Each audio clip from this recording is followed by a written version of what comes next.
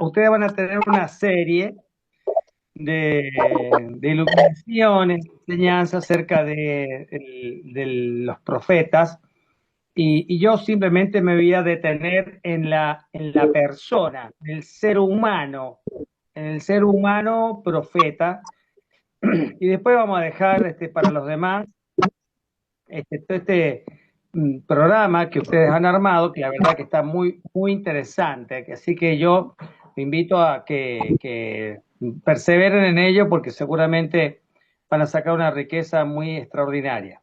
Bueno, empezar a decir que tenemos que distinguir en primer lugar entre los profetas y lo profético en la Sagrada Escritura. Los profetas son personas, seres humanos, la mayoría son varones, hay algunas sí mujeres en el Antiguo Testamento como en el Nuevo, y otra cosa es lo profético en la Sagrada Escritura, que incluso lo profético lo vamos a encontrar ya en el libro del Génesis, cuando en el capítulo 3 es anunciado, después de la caída de Adán y Eva, es anunciado un redentor, ¿no? En el capítulo 3. Entonces, lo profético en la Sagrada Escritura va desde el Génesis hasta el Apocalipsis. Ahora, los profetas, eh, digamos, ya es un poco más estricto, digamos, en ese sentido.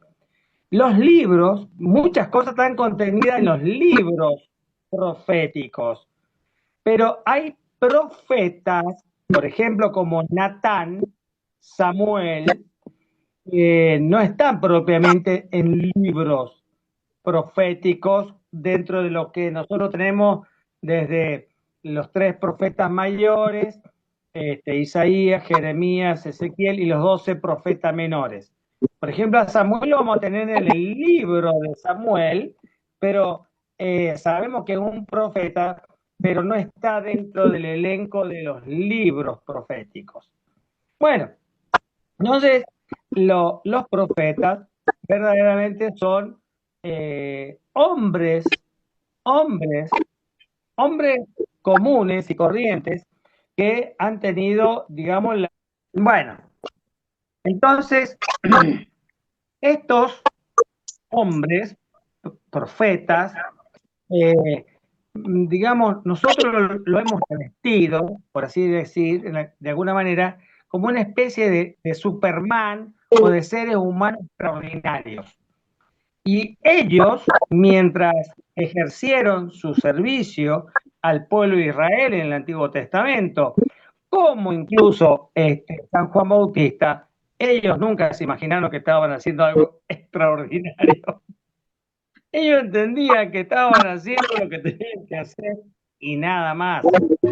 Eh, entonces, nosotros en general, incluso yo, he tenido la idea de que los profetas eran una especie de adivinos del futuro. Y cuando nos ponemos a leer los libros, la verdad que no tenían ellos, digamos, fíjense que eh, los profetas nacen en Israel a partir de una necesidad. Dios inspira a estos hombres porque hay una necesidad en Israel. Los líderes, como Abraham, Moisés, Josué, ya no estaban. Esos líderes ya no existían. Ahora existía dentro de Israel otros líderes se van a llamar los reyes. Y esos reyes no respondían a un liderazgo que viniera como de Dios. Es verdad que los reyes eran ungidos por Dios y todo lo demás, pero en su modo de actuar era a veces distante de los designios de Dios. Entonces Dios mueve dentro del pueblo a estos hombres a hablar en nombre de Dios. Entonces, antes era Moisés, por ejemplo, o Josué, ellos tenían una autoridad, digamos, civil, de liderazgo del pueblo y actuaban en nombre de Dios. Ahora ya no.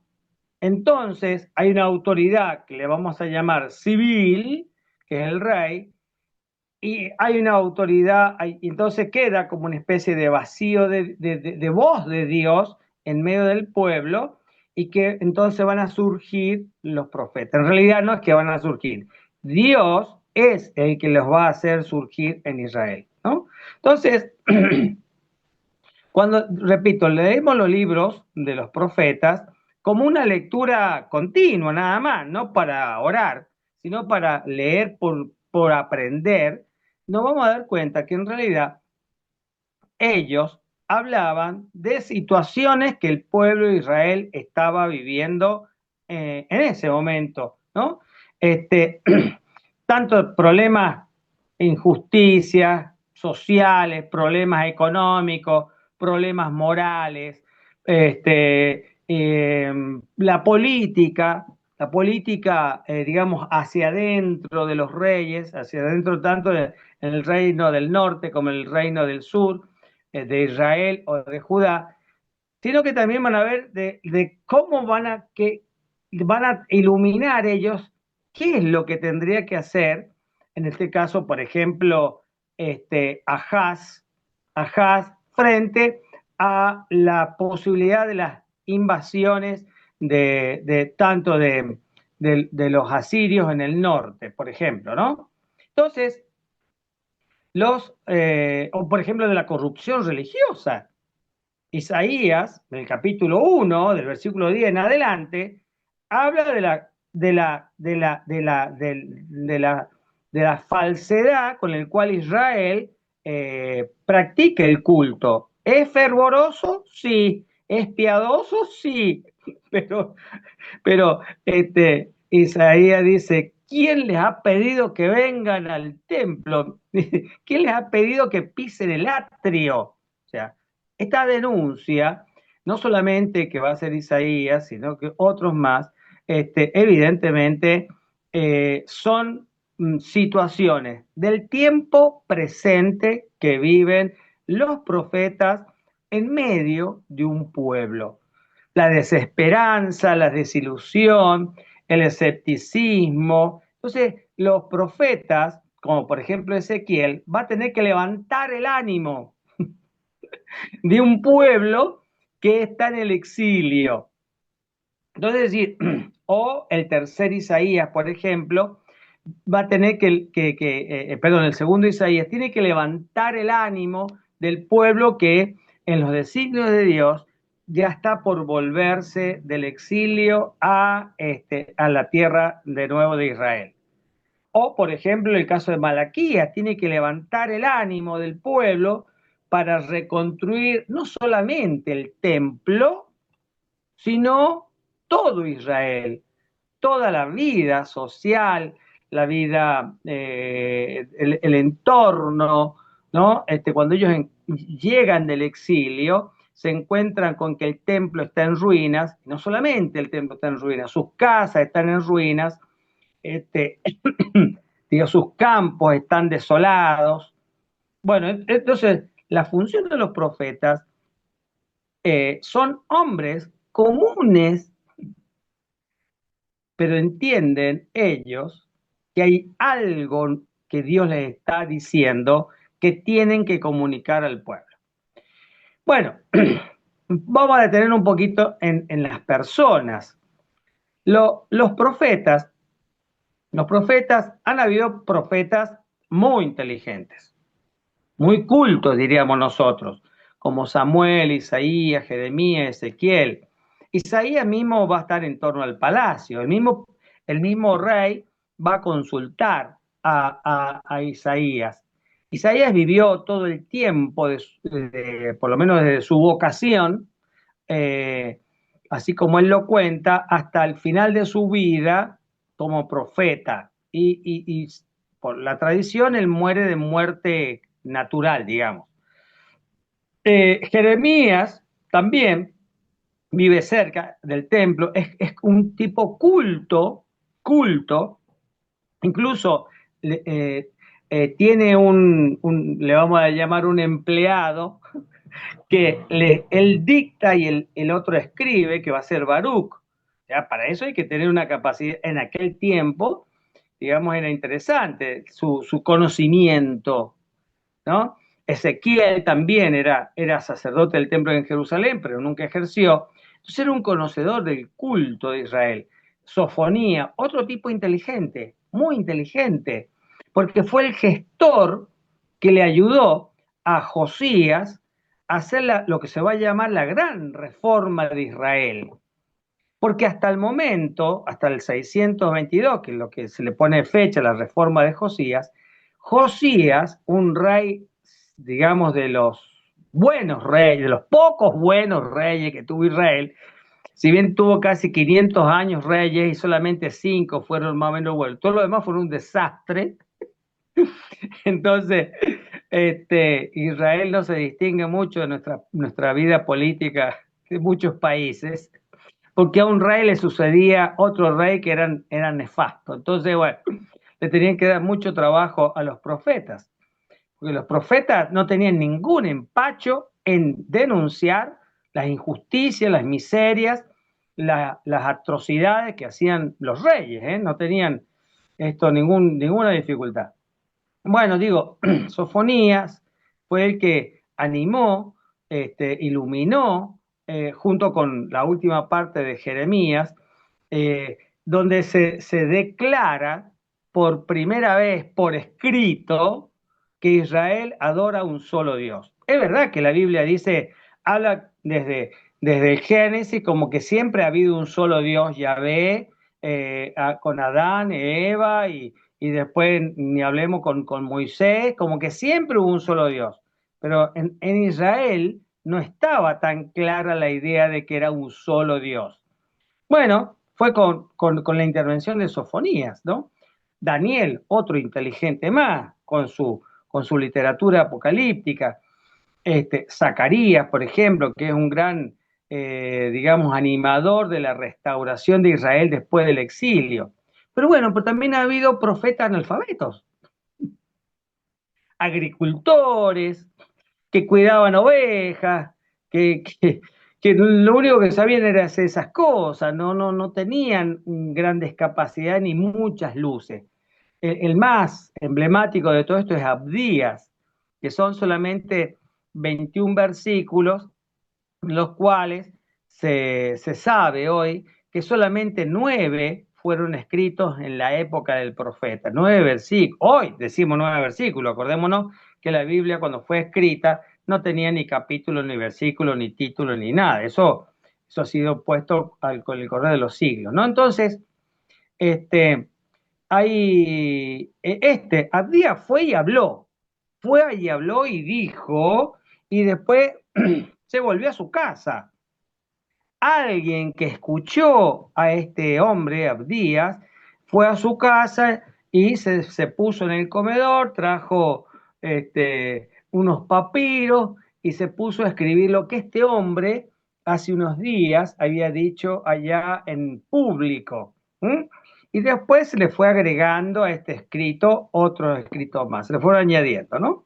Entonces, o hay otros profetas que no están, digamos, puestos en la Biblia, por ejemplo, perdón, y que son textos que están escritos en nuestras Biblias y que nosotros lo leemos como lectura del profeta Isaías, lectura del profeta Jeremías, lectura del profeta Amós, pero tanto Isaías, Jeremías, como Amós o algunos otros, como el caso de Abdías, capaz que se habrían muerto hace 100, 200 o 300 años, como el caso de Isaías.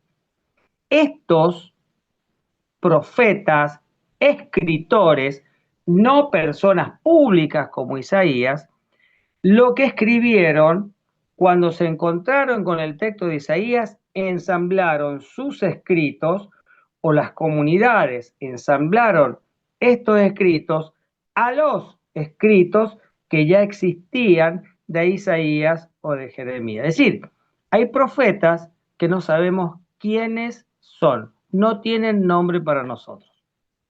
Bien, bueno, Algo también muy interesante, y esto es que nos tiene que, a nosotros, digamos, cuando me puse a escribir un poco esto, nos tiene que animar mucho.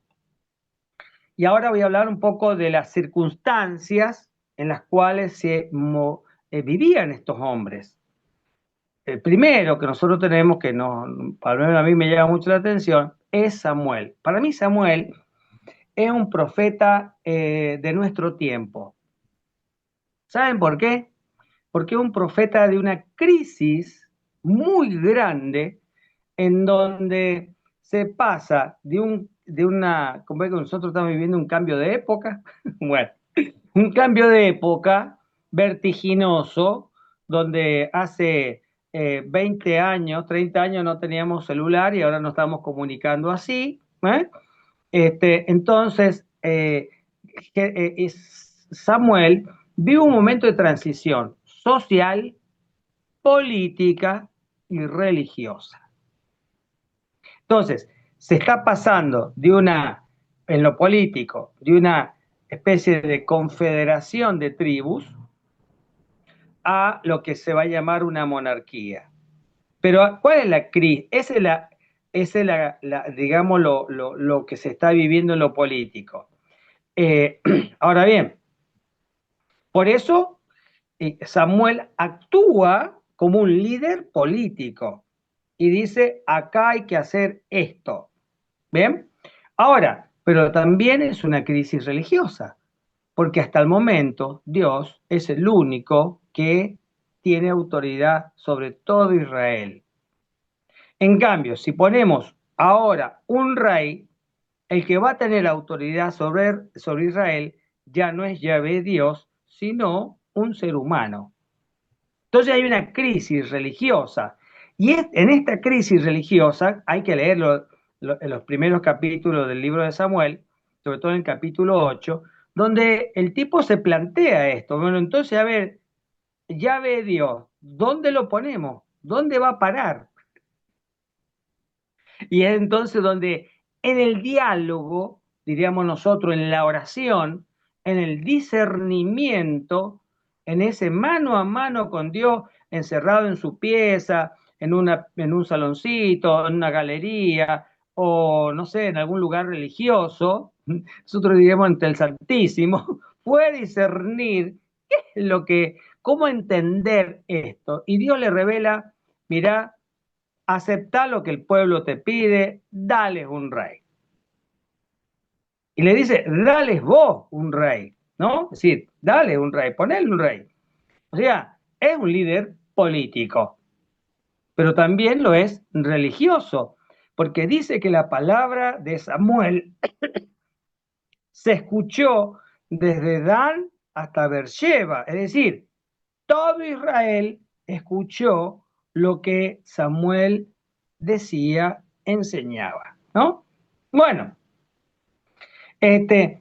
pero a su vez, Samuel, que es un gran hombre de Dios y sabe discernir los caminos de Dios, de la puerta de su casa para adentro, su familia es un desastre. Sus hijos son indomables y terminan, diríamos nosotros en San Juan, hechos perche en su vida porque vivieron de una manera desordenada, ¿no? Ahí entre paréntesis, el que le ayudó a discernir, a escuchar la voz de Dios a Samuel, ustedes se acordarán que es el anciano Elí. Elí también ayudó, colaboró a Samuel a discernir y escuchar la voz de Dios, pero sus hijos eran un desastre y terminaron mal. O sea, estos hombres viven dramas humanos también de puertas adentro en su vida, del cuero para adentro, bastante difíciles, como lo va a hacer Oseas. Oseas le va a tocar vivir un tiempo de una gran infidelidad, llamémosle masiva de Dios, un gran, digamos, una gran apostasía en Israel de Dios, como lo estamos viviendo en nuestros tiempos, donde según las estadísticas son más, ya superados los 2 millones de católicos que en América Latina por año abandonan la Iglesia Católica. Estamos viviendo un abandono explícito o implícito o con indiferencia hacia la fe católica. O sea, estamos como en las épocas de Oseas. Oseas, que un hombre de Dios, a la hora de discernir con quién se va a casar con una mujer que le era reiteradas veces infiel. Y el tipo la perdona y la perdona. O sea, él, para iluminar al pueblo de Israel en nombre de Dios, es genio, pero su vida era difícil de llevar adelante. ¿Se dan cuenta por qué son importantes los profetas en cuanto a personas humanas? Que eso somos nosotros, que a veces yo, cura, por ahí, digamos, puedo iluminar con mi palabra a otros, pero yo, en algunos aspectos, no sé qué hacer de mi vida. Por eso son tan alentadores esta gente. Amós, por ejemplo, era un campesino, agricultor, ganadero, que en un tiempo pudo progresar, pudo crecer, tener bienes y todo lo demás, pero cuando quiso acordar, empezó a sufrir la pobreza a causa del peso, por así decirlo, de los impuestos que habían mandado los reyes. Entonces fue a declarar, a declarar. Y por otro lado, a declarar contra los reyes. Y por otro lado, estaban los muy ricos que compraban cada vez más tierras, ganados, y lo terminaban pagando a muy bajo precio. Entonces, el que era pobre quedaba más pobre y ellos eran ricos, cada vez más ricos, ¿no? Y acusa, tienen que leerlo, a Amós, por ahí creo que en el capítulo 4 o 5, cuando habla de las mujeres, de las esposas de los que son ricos, dice, ay de ustedes, ¿no? Que van, lo voy a poner en un lenguaje actual, ay de ustedes que van de peregrinación a Meyugori, con esa plata, con esos euros que ustedes han ido a Meyugori y han pasado por Fátima y por todos esos lugares, la plata que ustedes han gastado en esto, esa plata sus maridos la han adquirido explotando a los pobres. Oh, bueno, hay que leerlo en un lenguaje actualizado, es terrible. Amós seguro que no podía predicar en la catedral ni en la Merced. Bueno, pues iba a tener problemas, lo iban a sacar del párroco inmediatamente. Jeremías, por ejemplo, ¿no es cierto? Es un tipo muy capaz, pero él vive el drama de que no quiere ser profeta, porque lo único que le ha llevado el ser profeta es a sufrir, ¿no? Miren, eh,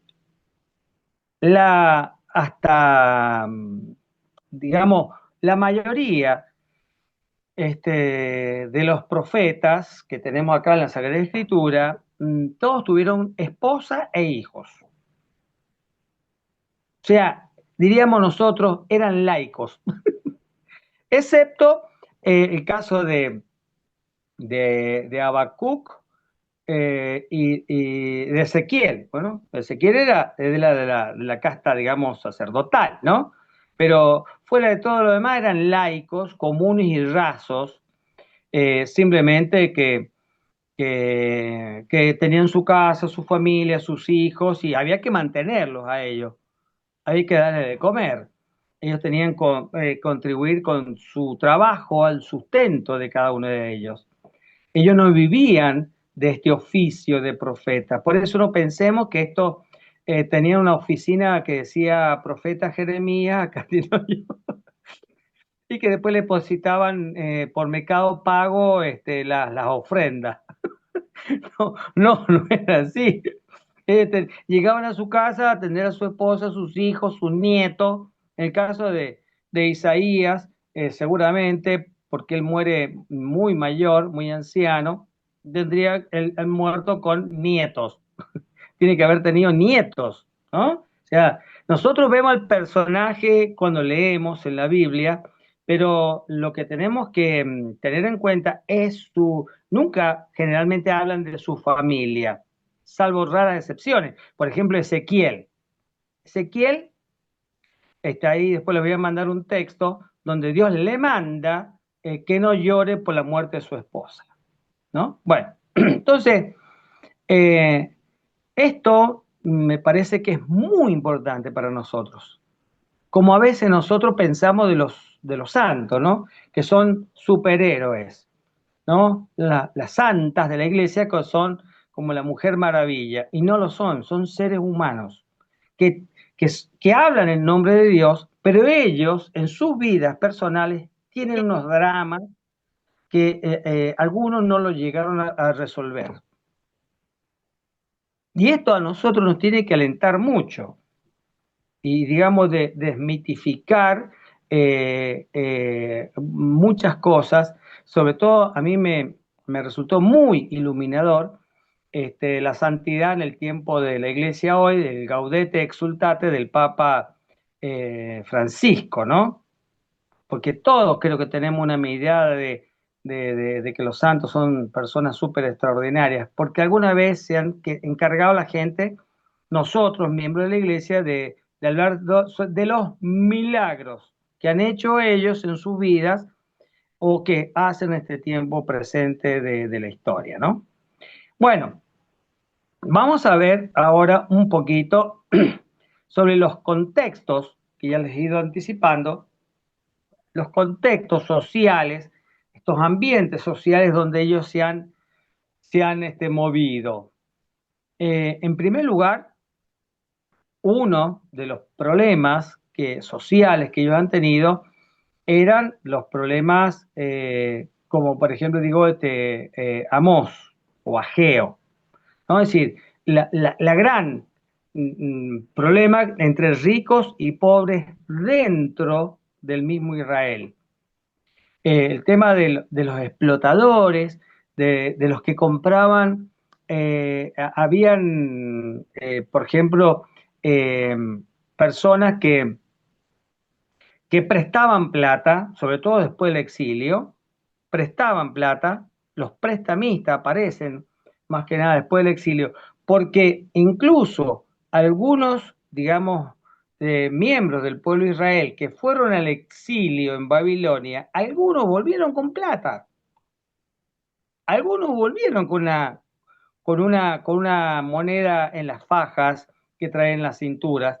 Entonces cuando llegaron de nuevo a Judá, sobre todo, ellos ya tenían cómo facilitarle plata a sus vecinos, le cobraban, por supuesto, los intereses, e intereses agobiantes, para que los vecinos levantaran sus campos, sus tierras, las pusieran a tono, las pusieran a producir, pero eran unos intereses terriblemente malvados, dañinos, ¿no? El caso de los comerciantes. Los comerciantes parece que han tenido la habilidad de ser tramposos, ¿se acuerdan? Cuando dice, ¿cuándo pasará el novilunio? Así vendemos el trigo, ¿no? Es decir, los comerciantes, los que iban al templo, por supuesto, los que pagaban el diezmo, los que traían, hacían la ofrenda de su cordero, hasta ahí todo bien. El tema es que en sus vidas eran mentirosos, tramposos, no solamente en las balanzas, sino en las cuentas. Le decían, 5 por 5, 27, más 3, 38. El, el- la persona humilde, analfabeta en Israel, Él decía, sí, es 38. ¿Qué va a decir? Si el otro me sacaba la cuenta en voz alta. El comerciante me sacaba la cuenta en voz alta. Entonces, las personas pobres y analfabetas se veían engañadas por los comerciantes. Esto es lo que denuncian los profetas. Fíjense. O sea, evidentemente los profetas han estado siempre, diríamos hoy, del lado de los pobres. Aunque ellos, algunos, por ejemplo, han vivido económicamente holgados, digamos, ¿no? El caso de, de los que compraban, empobrecían, aprovechaban, por ejemplo, que el vecino había tenido una mala cosecha, no sé, por sequía o por lo que sea, y se empobrecía este vecino, y el rico le terminaba comprando a un precio miserable los terrenos, mientras él seguía agrandando sus tierras, ¿no? Esto es lo que denuncian los profetas. Profetas no son hombres del templo, no están metidos diríamos nosotros, en la iglesia. Ven la realidad y así la muestran. Muestran los caminos de Dios en estas realidades sociales, diríamos nosotros, de convivencia social, ¿no? De armonía social. No solamente lo digo, expresan su malestar, sus cosas, sino van diciendo, algunos lo presentan como amenazas, ¿no?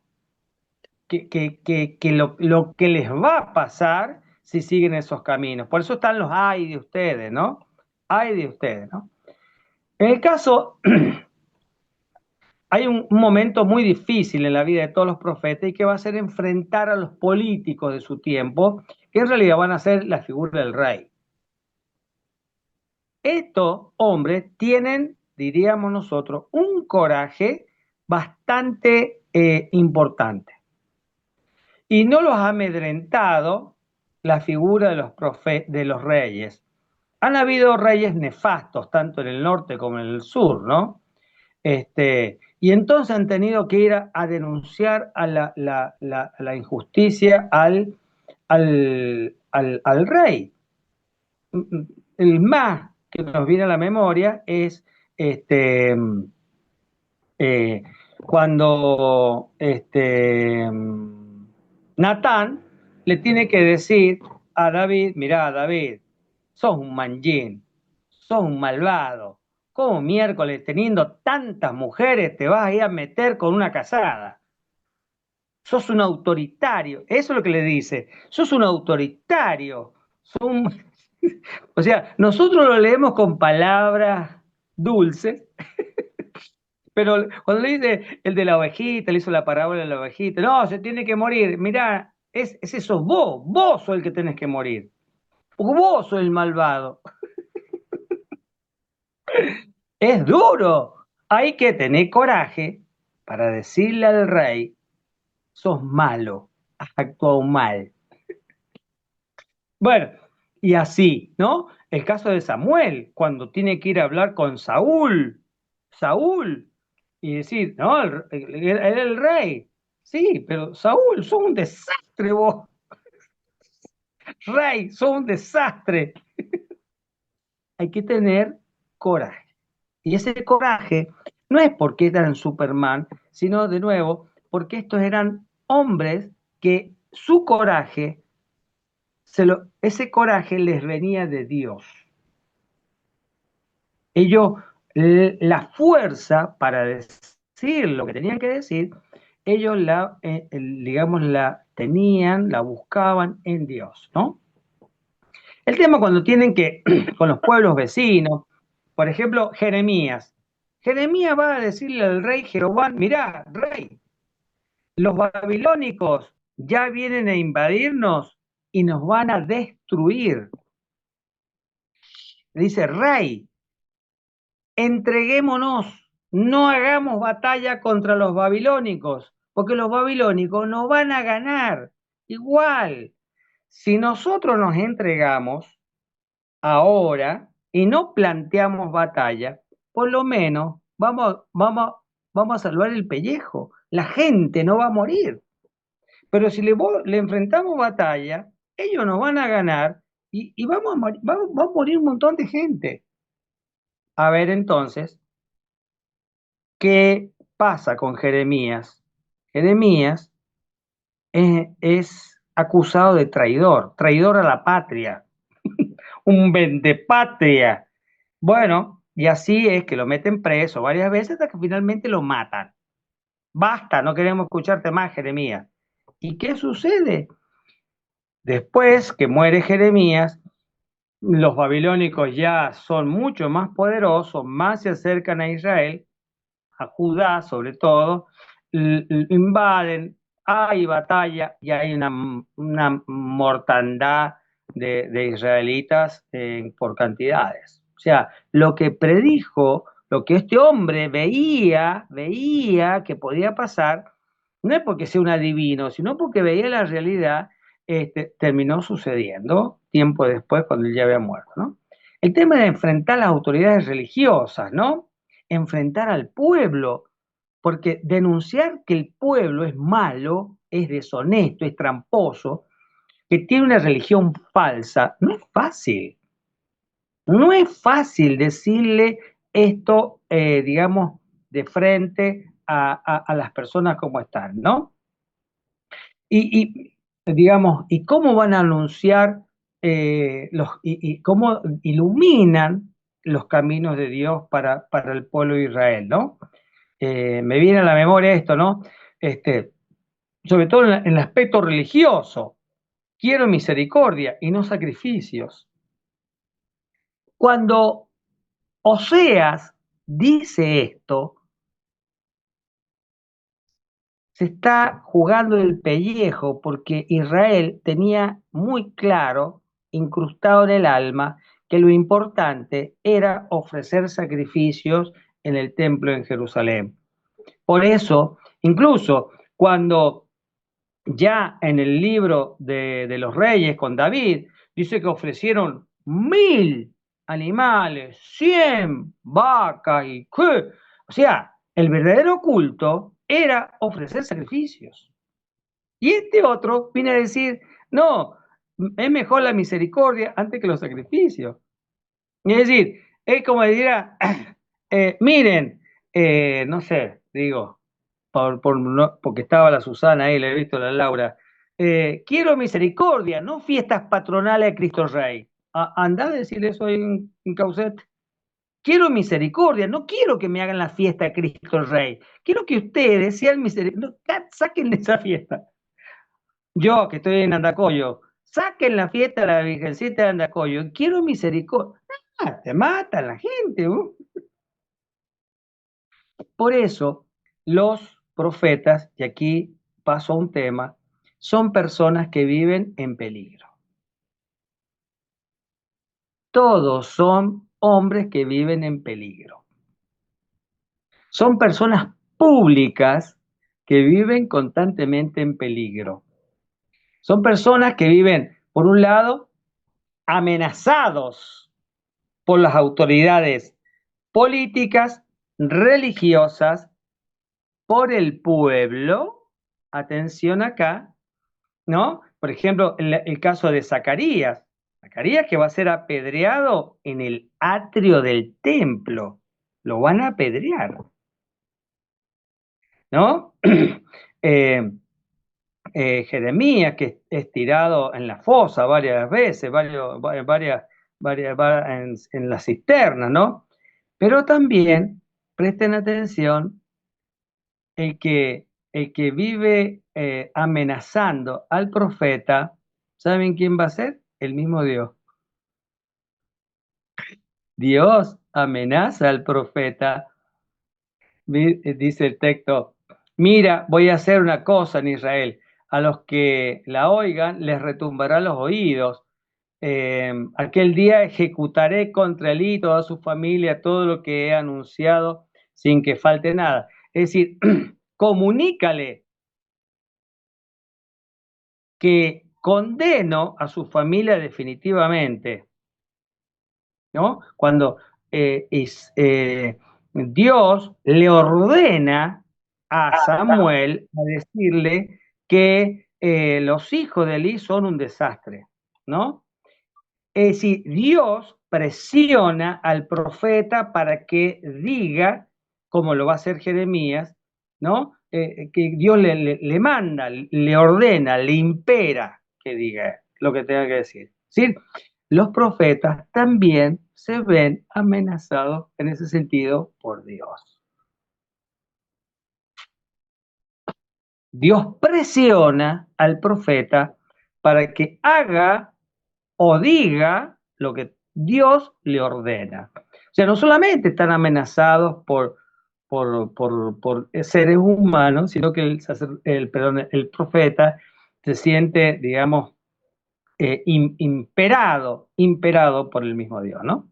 Entonces, o con el caso de Ezequiel, ¿no? Que recién se lo decía, así, Dios le manda, le ordena que no llore la muerte de su esposa, ¿no?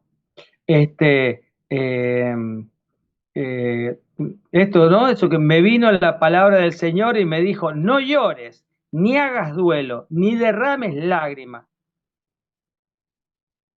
Es decir, está mandado por Dios, está como imperado por Dios a hacer algo que humanamente es legítimo. ¿Cómo entender los caminos de Dios en esta circunstancia, no? Bueno, el profeta es el que está para discernir todo esto, ¿no? Como nosotros, digamos, ¿no? Eh, por eso, y ahí voy a ir medio cerrando, creo, el profeta es un hombre de Dios, digamos, no un místico, a ver, no un místico, es un hombre de Dios. Él tiene, por un lado, su fe en Dios Yahvé, por otro lado, tiene un gran amor a este Dios y al mismo tiempo ve la realidad y a la luz de Dios discierne la realidad que le toca vivir y en base a estos dos elementos, él habla en nombre de Dios.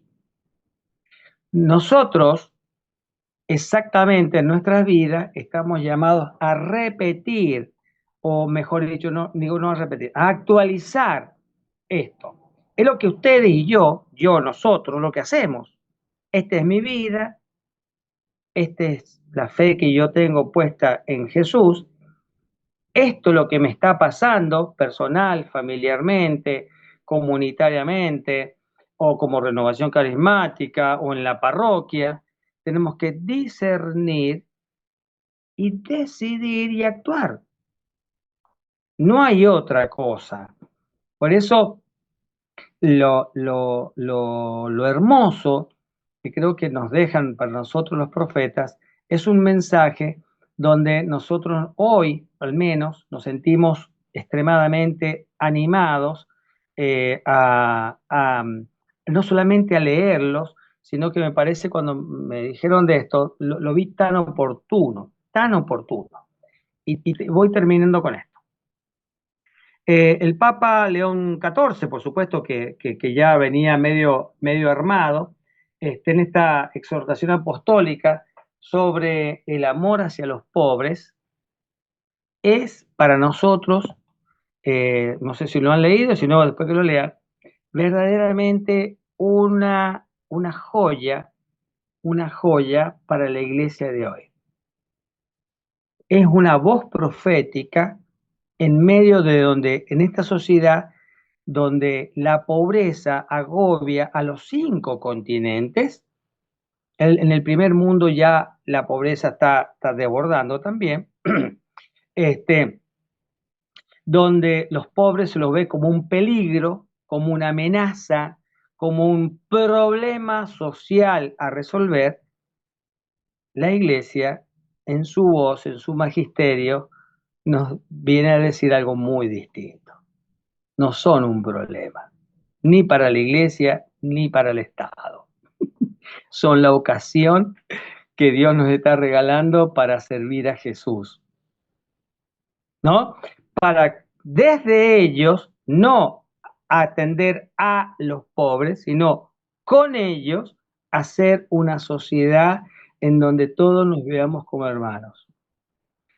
Es muy distinto, ¿no? O por ejemplo el otro, la Fratelli Tutti, ¿no? Del Papa Francisco, ¿no?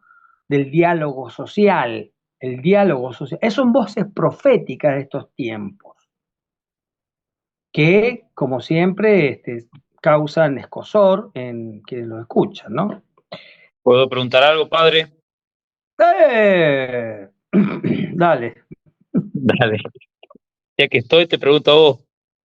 Mira, padre, en esta voz profética de estos los profetas, cómo nos has ido llevando, en algún momento decías esto de tener que desafiar al rey, tener que desafiar a veces a la voz religiosa, ¿no? ¿Cómo, Claro. cómo habrá coincidido eso? No sé si alguna vez vos habrás escuchado, o en nuestros ambientes católicos escuchamos también que la voz del Papa es la voz de Dios, la voz del obispo, donde está el obispo está la iglesia, hay que hacer lo que dice el cura párroco, ¿no? Entonces, ¿cómo ante nosotros, yo como sacerdote, vos también, o los laicos que nos están escuchando, cuando a veces uno quiere desafiar esa voz, cómo a veces resuena esto de, che, ojo que es la voz de Dios del otro lado, ojo que donde está el obispo está la iglesia, ojo que si habla el Papa, causa finita, se decía. Ya está, no se discute más. Sí, Entonces, ¿cómo, cómo ser profeta y a la vez este desafío en la iglesia actual con estos esquemas que yo no sé cómo desafiarlos, ¿no? bueno, mira, está buenísimo. Bueno, pero yo creo que esto de donde está la voz de Dios, del Papa, ¿verdad? Hoy hoy hay un camino, digamos, nuevo, que sin dejar de tener el Papa, los obispos, el sacerdote, la autoridad que tienen que tener, estamos haciendo un camino de aceptar que el Papa no sabe todo, que el Papa también se puede equivocar, que el Papa necesita ser iluminado y ser corregido, porque eso le pasó, lo último le pasó al Papa Francisco. Papa Francisco, cuando viene a Chile, se equivoca cuando dice que eran calumnias lo de los abusos sexuales y cuando llega a Roma le hacen ver que él está equivocado. Y él tiene que pegar la vuelta y rever todo lo que había dicho. Sí, que me ha parecido también muy bueno, muy saludable para mí, es lo de el libro este que ha salido publicado ahora, La verdad los hará libres, donde varios obispos argentinos, por su actuación, eh, ha sido bastante contraria al Evangelio de Jesucristo, ¿no? Donde se han puesto de un lado, en el caso de esto de los militares, no aceptando, este, o mejor dicho, admitiendo la muerte de un montón de gente inocente. Y en eso los obispos se equivocaron. Entonces, me parece que estamos caminando, estamos saliendo porque lo dice el Papa, lo dice el obispo, lo dijo el padre. No, no, no, no. A ver, el Papa, los obispos, nosotros los sacerdotes, tenemos que ir haciendo un camino, a ver cuál es la voluntad de Dios. La autoridad es como un servicio, no la autoridad donde acá, después que yo hablé, no hable más nadie. Gracias, padre. Pero yo estoy, digamos, yo también vengo de esa iglesia, yo también vengo de esa iglesia, y hoy al obispo, yo también le puedo decir no, yo también al obispo, y el obispo con gusto me va a aceptar el no, por lo menos me ha pasado a mí. Gracias, padre. Nada, quiero quedar esta línea de final, ¿no? Los profetas son seres humanos, exactamente como nosotros, pero han tenido la virtud de escuchar la voz de Dios y proclamarla, ¿no? Ante quien sea. Y es lo que tiene que hacer, incluso ya que estamos con Carlos, que los laicos nos corrijan, nos digan a nosotros los curas las cosas, es muy saludable. A mí me ha hecho mucho bien a lo largo de los años, es que la gente me ha dicho mis cosas. Y la verdad que quizá en algún momento me sentí turbado, pero después me ha edificado enormemente. Bueno, gloria Gracias, al Padre. Padre, al Hijo y al Espíritu Santo, como en el Como era en un principio, principio, y siempre, siempre, por los por por siglos los de los siglos de los siglos. Amén. siglos. En nombre del Padre, del Hijo y del Espíritu Santo. Amén. Ahí tenés Nuestra Señora de la Revelación, ruega por nosotros. Gracias, Gracias. Padre. Que el Señor te bendiga mucho.